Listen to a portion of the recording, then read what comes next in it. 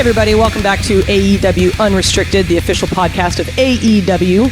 A little bit different format here for those watching on video. We're all sort of stay at home, but the show must go on, so happy to keep bringing you guys the podcast. Today, we have a wonderful guest, one that I've been particularly, really excited to get here. We've got Dr. Britt Baker DMD. What's you up? paid big money for those letters, so I'm going to make sure I say them.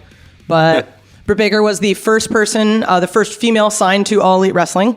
She is a wonderful member of our women's roster.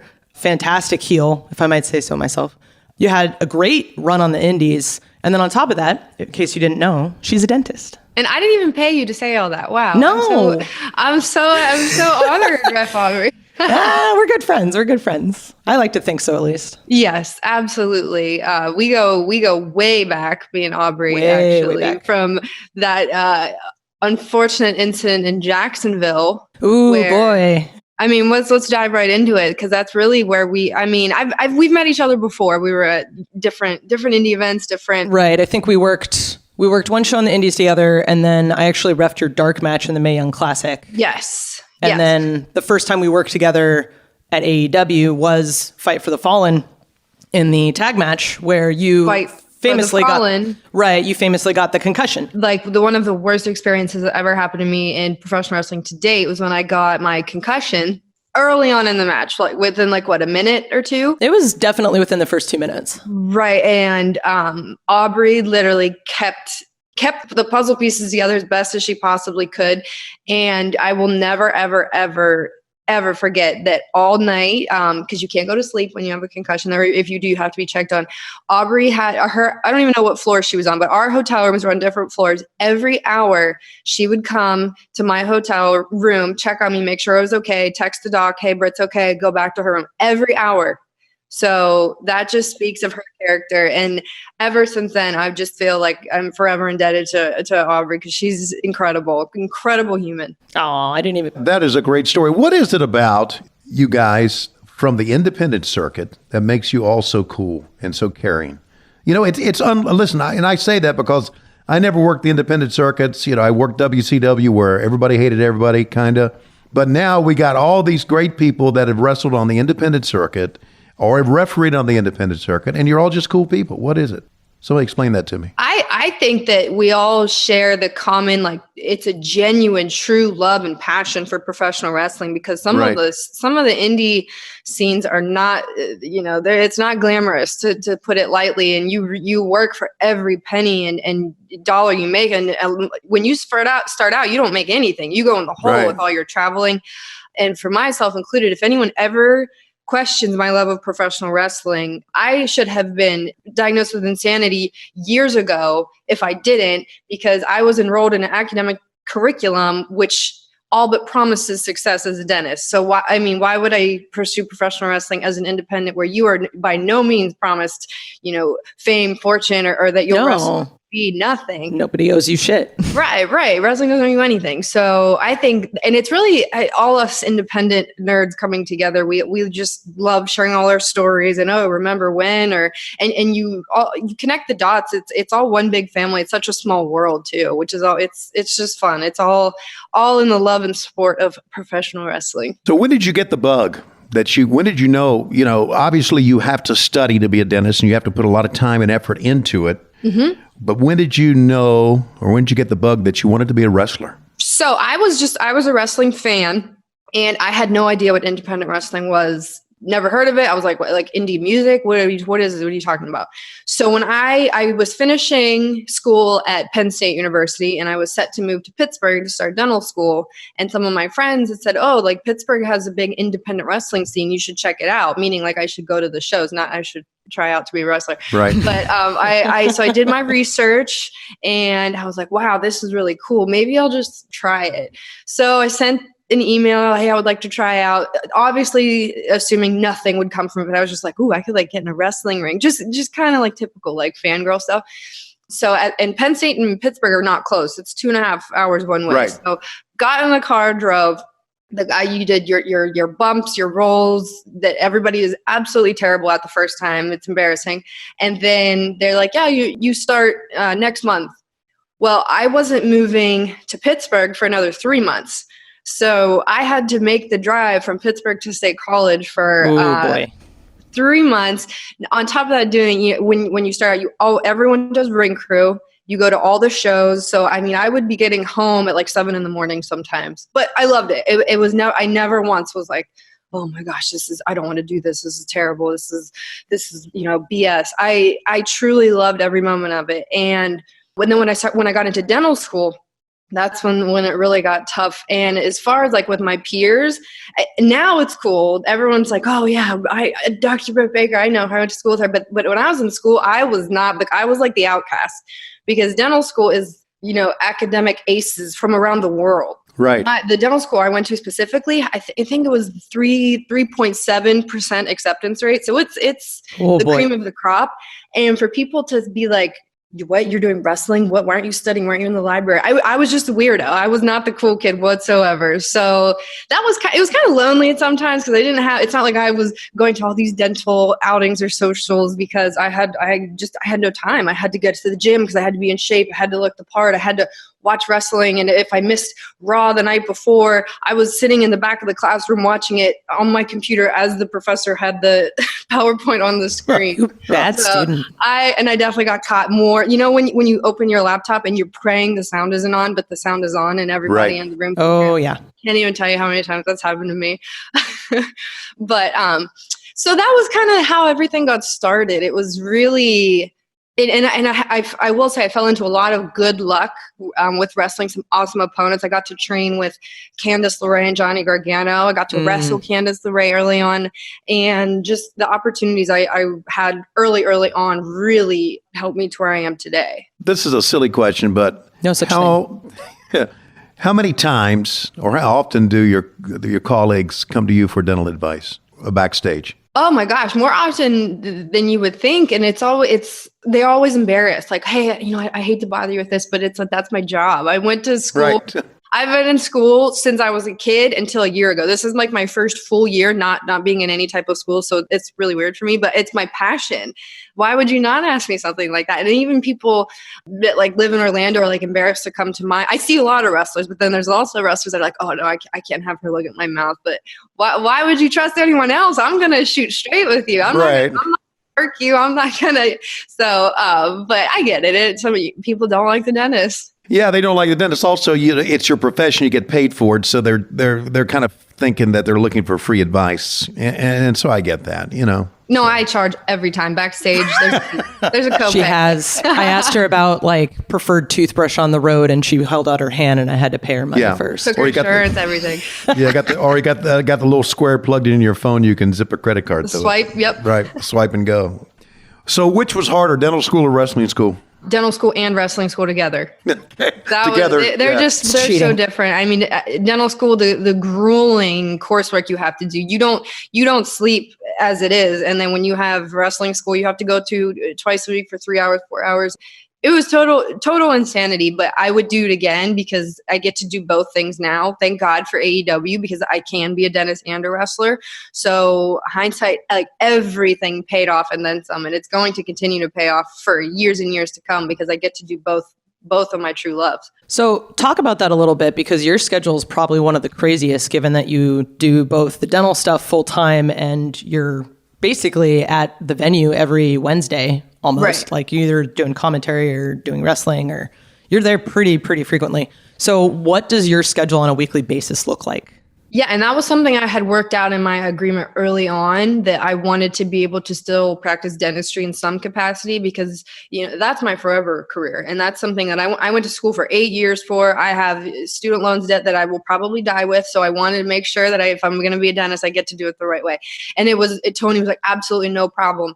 So basically I work in the office Monday, Tuesday, get the latest flight possible to wherever city we're going to, fly out Tuesday night.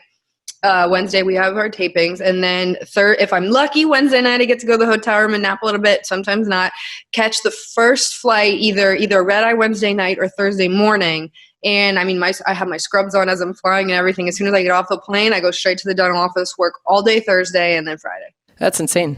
Yep, and it is, but I mean, I get to do it. There's people that don't get to do both things that they love. So how can I complain and say, oh my gosh, I'm exhausted? No, I'm literally getting to do both of my dreams. So that would be pretty selfish. You know, it's insane, but it's admirable too. It really is, because a lot of us on Monday and Tuesday, I'm not speaking for Aubrey, but a lot of us just hang out in front of PlayStation 4 and you go to work. So there you go. You do, Mr. Arkham City. Oh, thank you very much. I certainly do. No, I'm very, very thankful. I will forever be thankful for AEW, because in any other company, WWE, NXT, this wouldn't be possible. I wouldn't be able to do both. You are living at the Performance Center. You have to travel nonstop through the week, and it just wouldn't be possible. But this is I'm literally living the dream. Sure. I get that. I really do. Now, you're from Puxatawny, Pennsylvania, right? I mean, everybody knows Puxatawny, Pennsylvania, because of Puxatawny Phil. That's Have you met him? Have you met him? I have. We in high school, elementary school, middle school, high school, it's a holiday. You get off school, you go to it's called Gobbler's Knob, and you sit in the woods and wait for this groundhog to come out. And it's the most ridiculous thing I've ever heard of, but it's what we do. It's Puxatawny, Pennsylvania. Well, the movie Groundhog Day portrayed it as a really quaint, nice town. Was that really shot at Puxatawny? Those exteriors? No. I believe it was filmed in Chicago. Oh my gosh, that makes sense. Yeah, right? and how they portrayed Groundhog Day is very inaccurate. The town itself is very small and quaint, but Groundhog Day is like a big rager in the woods. Like everyone's partying and waiting for the groundhog and dancing. So that they got that part wrong. Oh boy. So I was going to ask what your hometown's like the first week of February, but I guess you answered it. Just everybody is big old party. When did you know a young lady from Puxatawny, Pennsylvania? When did you know, hey, I want to be a dentist? When did that first hit you? Now, we talked about being a wrestler. Oh, this is a good story. This is a good story. So I went to Penn State University, huge partying school, and I was very active in the partying early on. Really? Oh, yeah. So, I mean, I'm from a small town, so that's my first time out of the house. I'm like, oh my gosh. And I'm a football fanatic, and Penn State football is a cult, and it's a religion if you go there. And if you know, you know. If you don't, you don't. So Nittany Lions, we bleed blue. So my first 2 years, I didn't really know what I wanted to do. I was really good in school. I always got A's. I loved science, and I liked healthcare. I didn't know what I wanted to do. And eventually my dad got on my ass and was like, look, you're wasting money right now. You need to figure out what you want to do this summer. This was my second year of school, this summer. Or you need to go to a different school that's cheaper because you're just wasting money. And I was like, okay. So I spent that whole summer job shadowing everything imaginable in the healthcare field, from nursing to different physicians, doctors, and the financial department, like everything you could think of. And I didn't like any of it. So it wasn't until I went to my own personal general dentist and shadowed him for a day when I was like, oh my gosh, this is really cool, because it's so interesting when you first get your eyes on like a dental appointment from start to finish. And there's science that goes behind it. It's artwork. It's just really cool, and you get to have your own creative twist onto it too. And that's when I was that really got the wheels turning. So then I shadowed more and more and more. And I went to my financial advisor and I said, hey, I really want to be a dentist. This is what I want to do. I got it. She pulled up my grades. She says, no, you're never going to get into dental school. You got to pick something else. So I was like, that was it. Like, I was like, okay. Bitch, please. Like now it's on. So my GPA at the time was like 2.8, was not good. Would have never gotten into dental school. I did absolutely nothing but study, get my grades up, and watch wrestling for the next 2 years, brought it up to like a 3.8. Damn. And I then emailed her every single acceptance letter into dental school that I had, because I was just like a big, giving it to her. Right. So you are a natural heel. I am a natural heel. Well, she pissed me off. Your advisor's supposed to be encouraging, not telling you, hey, you're never going to be a dentist. I was like, okay, that's it. Maybe she was just encouraging you the right way. You didn't know. I probably owe her a lot of she's really lit the fire though. So I owe her more than I should, have negative feelings towards her. We're talking with Britt Baker on AEW Unrestricted. And next we're going to talk about AEW and her coming into our company. Talking with Britt Baker here on AEW Unrestricted. Britt, the first female wrestler signed to AEW. Who contacted you What was your initial reaction to joining the roster?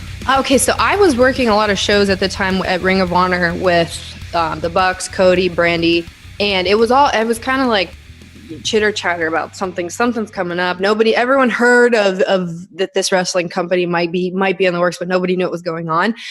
So I had talked to Brandy and Cody, and they were kind of like, do you have a deal anywhere? Are you signing anywhere? And I was like, no, I signed a year contract with my dental office. And I said, okay, well don't sign anything, but that's it. Just don't sign a deal or contract anywhere. Okay. So then I remember I was Christmas shopping. I was buying Christmas decorations. And Brandy starts contacting me, telling me, hey, we want to offer you a deal for All Elite Wrestling. Just goes on into every nitty gritty detail, all within one conversation. It was like, oh my gosh, overload. Because I went from working in the dental office to working in the independents to here's this giant wrestling contract. Oh, and by the way, you get to still work as a dentist and wrestle for national television. So for me, I was like, I had to wait the next day to see, like, was that real or am I dreaming that? Yeah, because it's kind of a dream come true, like that offer. It really is a dream come true.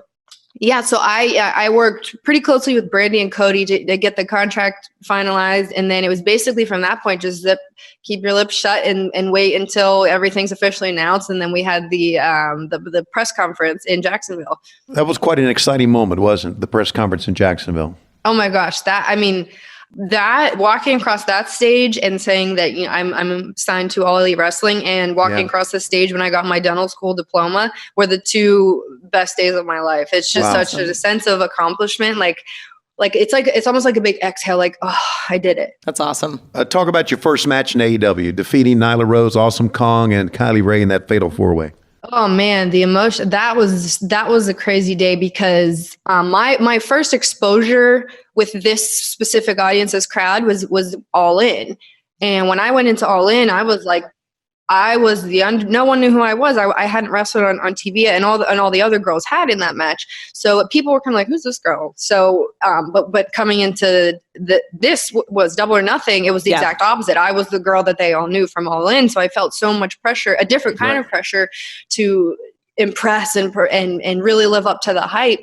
But oh my gosh, that was just the fans that night. All they wanted to do was cheer and show their appreciation for us. It didn't matter what we did or how it went. They were absolutely electric, amazing. I will never forget that night. Right. It was life-changing. Like that show just felt so crazy. It was it really made everything real finally, because it was we were talking about it and keeping secrets for so long, and then like when we're finally out there and like the set, the fans, the lights, the everything, it was just, you really had to take a deep breath and realize, wow, this is real. We're doing it. Do you realize, and this is not only for you, Britt, but for you, Aubrey, do you realize that because you were on the first show and because you were so well received, I don't know, we have no idea where this adventure is going to take us. AEW, it can take us anywhere, but you were at the beginning, you were at the start of it, and that's something that they can't take away from you.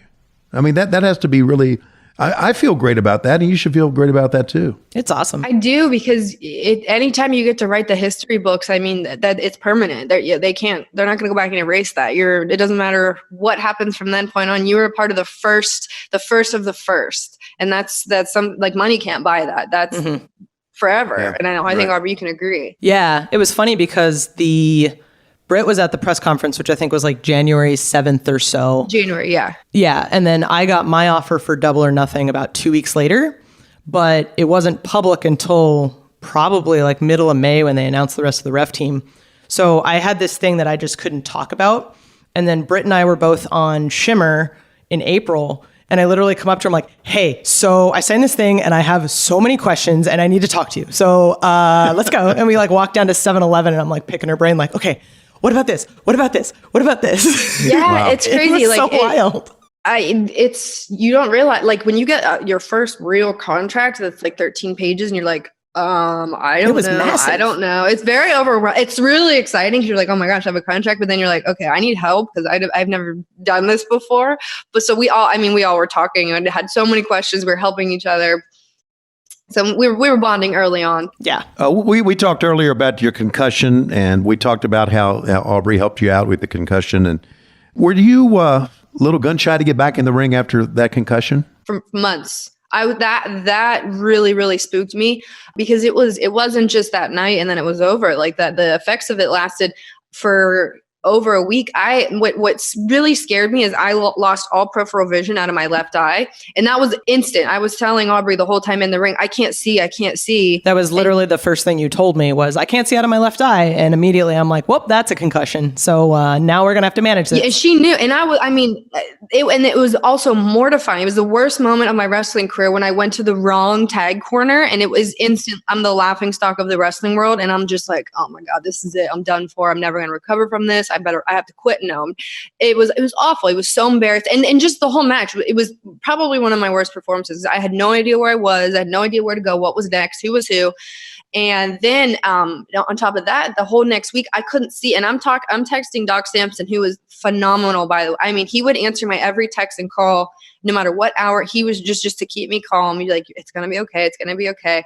Tony had put me in contact also with Christopher Nowinski, who also was helping me a lot through that. But when you can't see, they can tell you every second of the day till they're blue in the face, it's going to come back. It's going to come back. But until it comes back, you're absolutely terrified. And what really shook me is when I went to my ophthalmologist appointment, neuro-ophthalmologist, eye and brain together. Right. Gotcha. Right.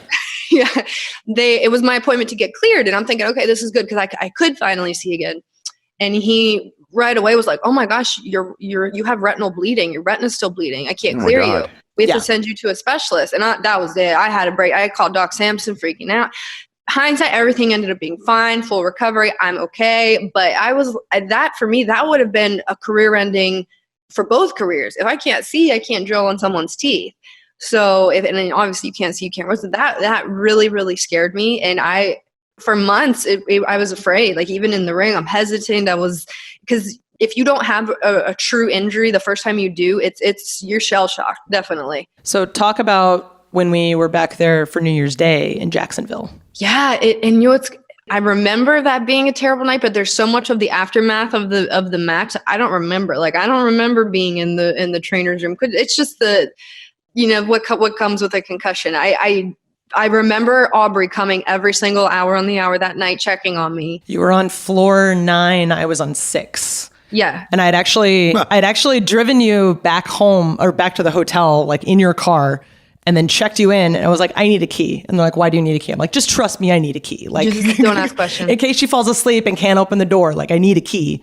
Right. And it's like I come in and you're all curled up in your hoodie. And I just felt so bad waking you every time, because you're like, oh, I'm sleeping. And I'm like, Britt, I'm sorry. I would apologize every time I woke you up. Like, Britt, I'm so sorry, but I need to wake you up. How are you feeling? Right. And then would text like 50 people that were all asking. Yeah. And that's the thing. Like we're such a tight-knit family. Like everybody, all the EVPs were texting me, checking in on me daily. The roster, it was very reassuring that it's not just like our injuries don't go unnoticed. People, they care about you. They want to make sure you're doing okay. They want to make sure that it doesn't happen again. We have like a very strict concussion protocol now that basically, like we want to prevent bad things from happening. Right. Granted, they're going to happen, but all what we can learn and build new protocol from that. So here we are now we're set. We got a great concussion protocol. I'm okay. Aubrey's okay. Tony's okay. Yes. Everyone's okay. Yes. It's all great. Considering I'll never take a bump in my life. You don't know that. You don't know Everything's that. Possible. You hang out with Britt on TV. I don't know, man. Yeah. Well, I want to talk about that. Britt Baker now goes from being the dentist and kind of the face of women's wrestling in AEW, the first one signed, and now Britt Baker is turning heel. How did you feel about that? I'm still the face.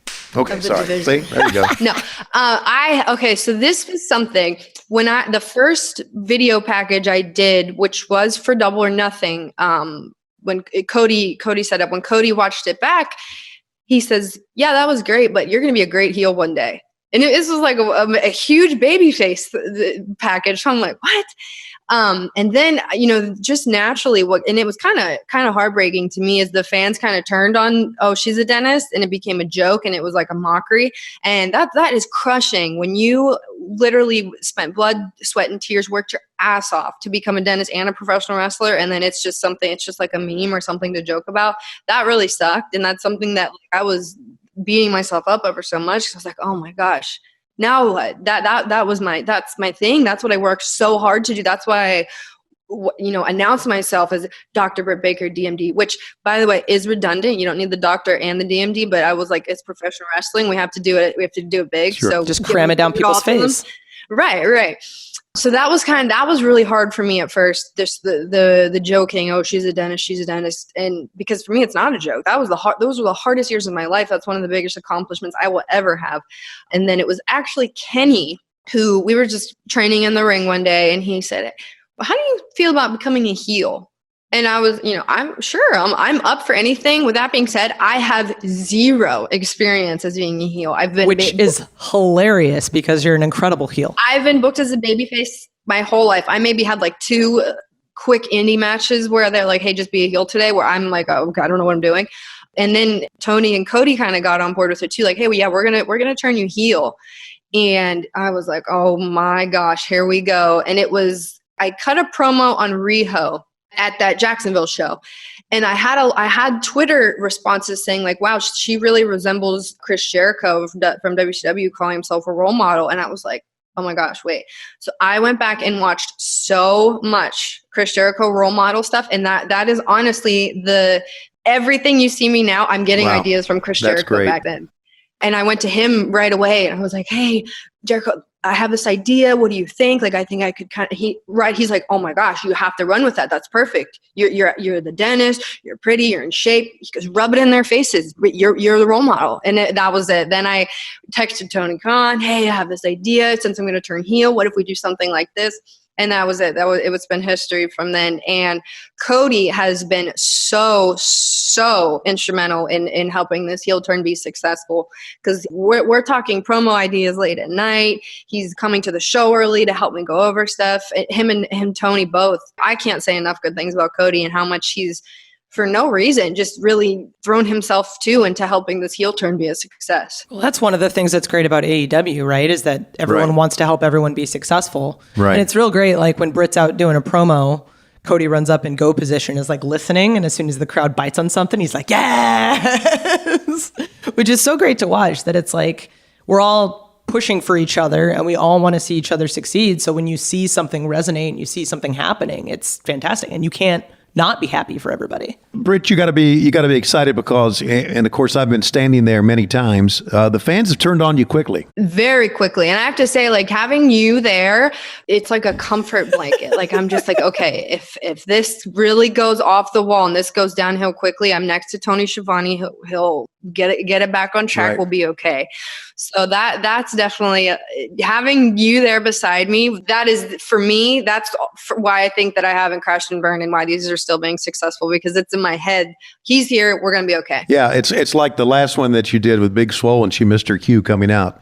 Oh my God. We just repeated the line again. We're literally like, when she coming for almost a minute, we're waiting for her to come out. And I had said the cue like twice now. And we're just like, well, here, we're just going to awkwardly smile. These fans want to kill me now because I just insulted their whole town. To be fair, that was not her fault. We were all listening backstage and there was no speaker set up. So we actually couldn't hear the cue word. And we're waiting for someone else in production to give us like, hey, did they say it? Did they say it? And then eventually we're like, fuck it, just send her out. Like, we'll make it work. Yeah, I went back. I was like, where was she? And they're like, oh, we couldn't hear. And I'm like, well, you had a whole 2 minutes beforehand to figure out that you couldn't hear, to figure out how to hear, to send her out. Anyway, it's Show day's crazy. Show day's crazy. Okay. We learned a lot. Yeah, and you know what? I love doing stuff like that. I love doing stuff off the cuff and when things go wrong and trying to pick it up. I came so close to saying, well, Dr. Baker, I do know for sure there's a lady in the back who has taken exception to everything you've said. So let's bring out Big Swole. I came very close to it. Yeah, let's hope the music plays. We should have just started doing her entrance music, her rap, like throwing up the double by. And then we're texting each other immediately backstage, like, oh my God, where was she? What happened? It's live TV. It's live TV, and it's absolutely wonderful. Okay, we have gone through now your first foray into AEW. We've gone through the turning heel, concussion, all of that. But, just recently, you and Hikaru on Dynamite. Oh my God. Turned in just a blockbuster performance. You really did. Now, you broke your nose. No, that was a shoot. But you just plowed right through that. And that was you got to be really excited about that match and how it all ended up on. And I know it's there. Listen, we're in a different time now.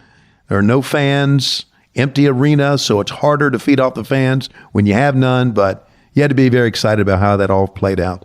Oh my gosh. And I will tell you, so we filmed it in advance, obviously. I was nervous, like sick to my stomach for a week until we knew it was going to air, just because when we were there, it had gotten so much positive feedback and the dreadful like Twitter trolls. I was like, oh my gosh, I feel so good about it now. But then as soon as it airs, people are going to tear it apart. They're going to tear me apart. This is going to be off. And I just wanted to live off that high of the praise that I got from the actual tapings. But then when it aired and it was such positive feedback, I was like, oh my gosh, they like it. This is great. This is great.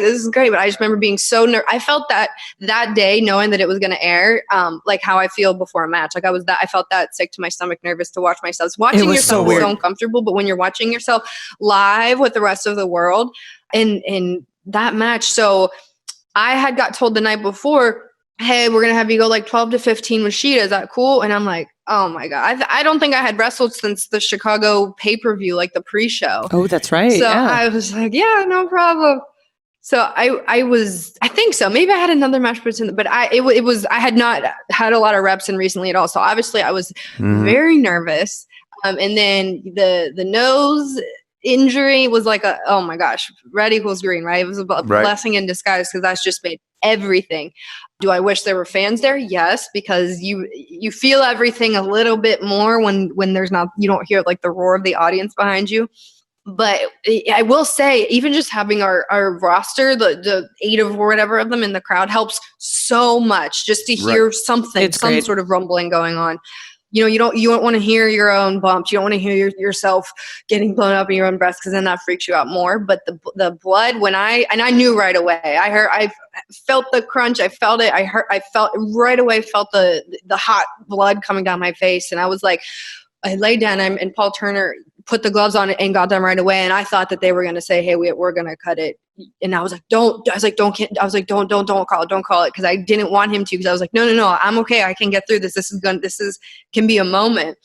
And the gif right now, the meme is when I look at the camera, I just remember looking out of the side of my eye, seeing that camera and the red lights on. And I was like, oh, that's the one. And I was like, I need to show this blood right now, because. And that's the one that ended up on the t-shirt, right? Yeah. Yes. Oh my God. Ryan told me that it is the first female top seller shirt of the week in Whoa, history. Very cool. Yeah. That is very cool. And, very cool. You know, Chris Jericho has been so great on commentary. And he even said the line that you went from Ace Frehley to Gene Simmons all in one match. And that kind of caught on as well. You know? Which is the inspiration to the shirt, too, the Kiss Team shirt. Oh my gosh, I can't say enough good things about Chris Jericho. He helps me so much with some of these heel promo. Like, I'll have an idea and run it by him, and he'll tweak it this way or this, or he'll be like, remember, you're a role model. You're not just gonna go, talk shit on everyone. You're a role model too. So having him with the minor tweaks there, it's invaluable. How lucky are we that we get to work with Chris Jericho? Literally one of the greatest of all time. And then to have him on commentary, he's one of the greatest of all time at commentary too. Also, obviously, Tony, we love you too. I understand. You're okay. I get it. But it's so surreal that, I mean, times are crazy right now, but how is it that I get to wrestle one of the best matches of my career, bust my nose, have Tony and Chris Jericho on commentary, and have a top selling shirt of the week all in 1 week? It's pretty cool. Life is good for Dr. Britt Baker. We're going to be talking about her life here in just a moment. We're back, AEW Unrestricted with Britt Baker, DMD, Aubrey Edwards, Tony Schiavone here. We've talked a lot about your time at AEW, concussions, bloody noses, promos, all these fun things. But one of the things that often comes up outside of the ring is your relationship with another wrestler that a lot of us know, Adam Cole, who's currently at NXT. So what's that like? I mean, like being with someone who's on a competing product, literally running at the same time as us. There's a lot of support and a lot of friendly competition as well. We're always like checking the ratings, like who won. We always win. Obviously, most of the time our demos are better. But he is also one of my biggest supporters and biggest fans, and biggest critics too, which is a great thing because he's arguably one of the best. So to have him sitting on my couch breaking down, promo or move or matches, I'm so lucky to have that. And I take advantage of it all the time. I know a lot of wrestling couples, they don't talk wrestling together. Some of my friends, they're like, no, we don't talk about that. I can't imagine that. But I'm just like, oh my God, why would I not pick his brain when he has been through he's been wrestling, I can't remember, it's like 11 or 12 years, a long time. I've been wrestling 4.5 years. And not to mention that some of those weren't like heavily wrestled years, because I was in dental school too. So I have so much to learn. I know I have so much to learn. So I ask everybody everything. Why I wouldn't ask somebody who's sitting on the couch with me watching this same match I am is idiotic in my opinion. And he watches everything. Like if there's something that I do, he will find, even if I don't want him to see it, I'm like, oh my God, this is so bad. He will find it and put it on and watch it, and I'll hear about it. That being said, I watch all of his stuff too. We're very lucky that Tony has no problem with me going to watch his live shows. So I, as we all know, was in the crowd at TakeOver when he won the title for the first time, which this is also annoying, but he originally was told he can't come to our shows. For All In, actually, he had a plane ticket booked, and then they told him you can't go. So he still came to be supportful, and he just watched it on his phone in the hotel room, so that way we could after party afterwards, but he wasn't allowed to go. And then recently they've changed their tune, and he was able to come to our New Year's show. And it's great for him too, because this is his family. Like the Young Bucks and Adam Cole go way back. They have been together long before Adam Cole and Britt Baker were together. I mean, there was ROH, there was BTE. They've killed him previously. Like I know that every time I've seen Adam, I'm like, oh, hey, I thought you were dead. Like, and I'm sure everybody does it with him. Oh my gosh. Every time I post a picture of him, that's he's dead. What's going on? He's dead. I want to tell you a little inside story. I don't know if you picked it up or not, Britt, but Excalibur told me that Adam is always concerned about his weight. Oh, yeah. That he always thinks he looks fat, okay?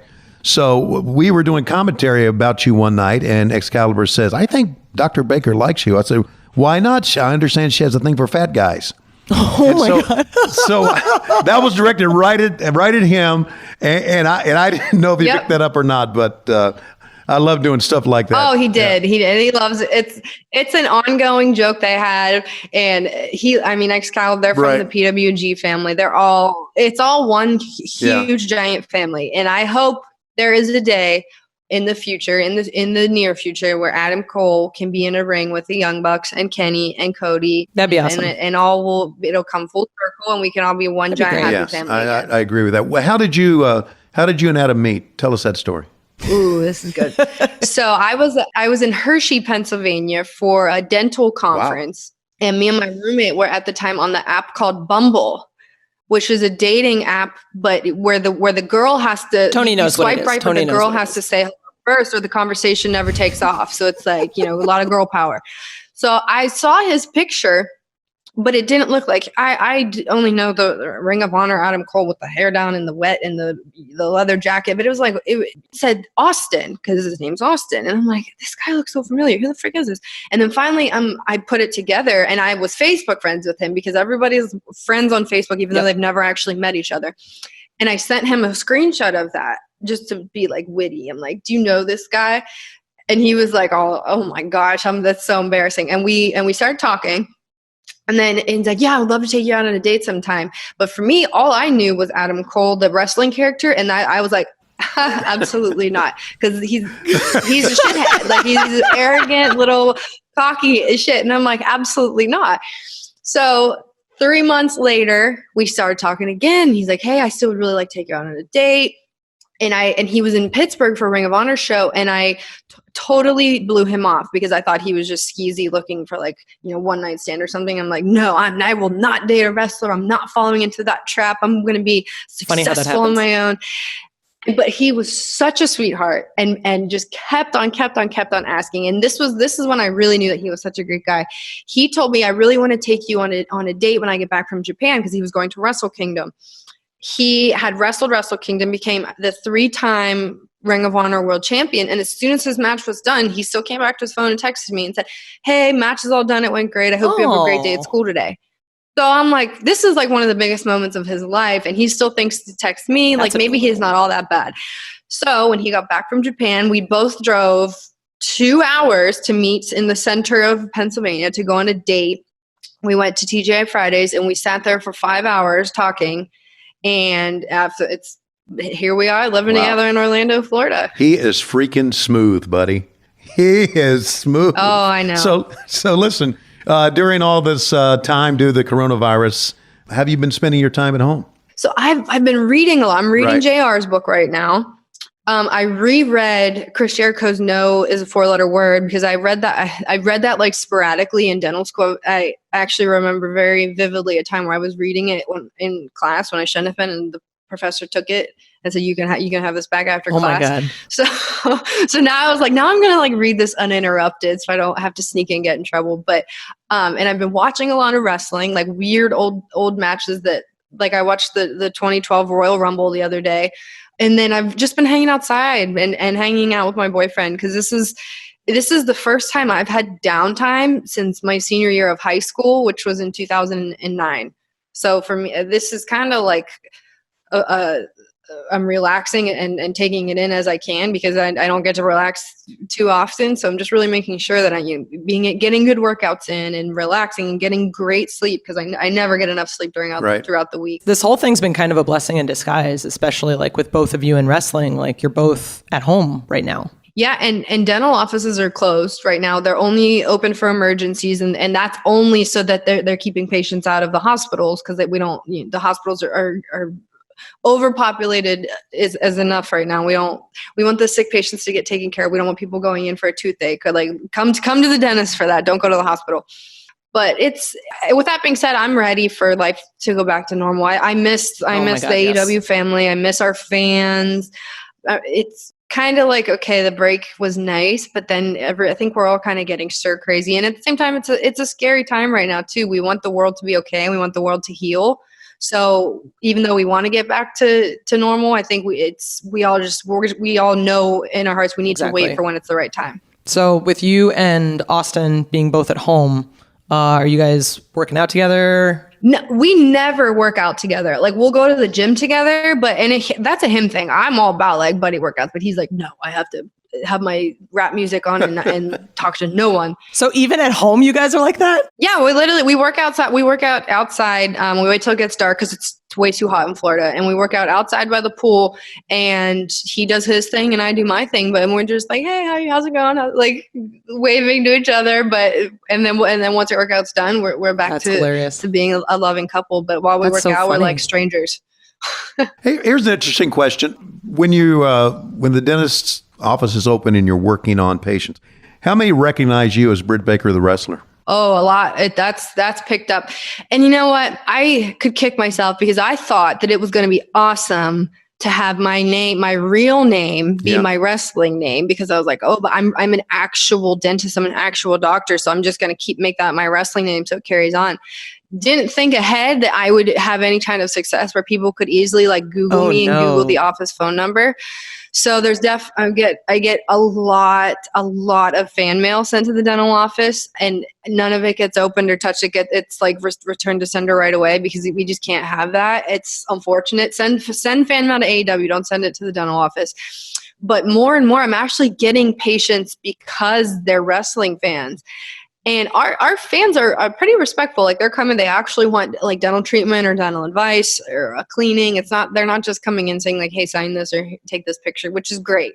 And I hope it stays that way because the dental office is very overwhelming during the day as is. It would be a lot to handle just wrestling fans coming in and out all day. Britt, it's been a great ride and, we're so proud of you. We really are. You've turned into a great heel, and I feel personally kind of responsible for that because I just love working with you, holding the mic for you. Yeah. Oh my God, we're the duo. We're one of the best duos in AEW history. By the way, I want to remind fans that you can go to Pro Wrestling Tees and find Britt's shirt. That is the hottest selling T-shirt for a female wrestler ever. Right. It's That's badass. Right. Lots of blood. That's right. So hardcore. Britt, thank you very much. Thank you, guys. Okay. Don't forget to subscribe to the AEW Unrestricted podcast. By the way, that's for free, right, Aubrey? Free. Oh, free. Wherever you get your podcast. Tune in to AEW Dynamite Wednesdays at 8 o'clock, 7 Central, only on TNT. Yes, we still wrestle each and every week, even during these times. Hell yeah. And I'm Tony Schiavone. I'm Aubrey Edwards. Thanks for listening. What about me? Fine. Okay, and you are? Dr. Britt Baker DMD. There you go. Thanks for listening to Unrestricted.